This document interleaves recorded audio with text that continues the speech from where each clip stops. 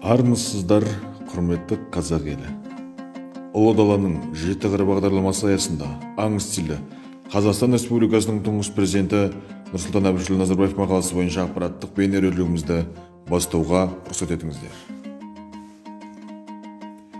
Біздің ата-бабаларымыз қоршаған ортамен етене өмір сүріп, өздерін табиғаттың ажырамас бөлшегі санаған. Бұл басты тұрмыс қағиданы ұлы даланы мекендеген халықтардың дүниетанымы мен құндылықтарын қалыптастырады. Өз жазуы мен мифологиясы бар Қазақстанның ежелгі тұрғындарының озық мәдениеті болды.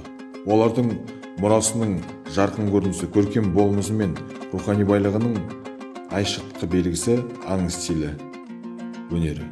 Жануарлар бейнесін тұрмыста пайдалану адам мен табиғаттың өзара байланысының символына баланып, көшпенділердің рухани бағдарын айқындап отырған.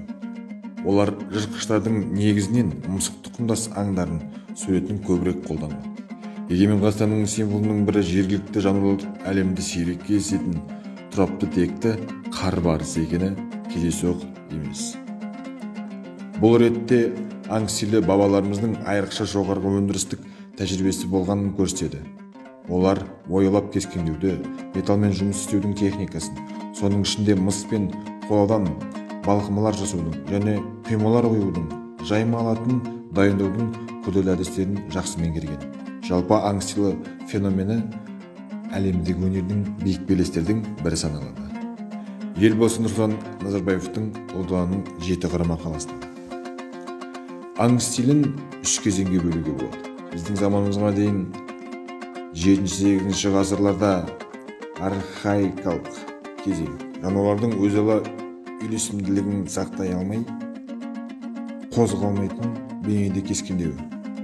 Біздің заманымызға дейін 4-6 ғасырларда классикалық кезең.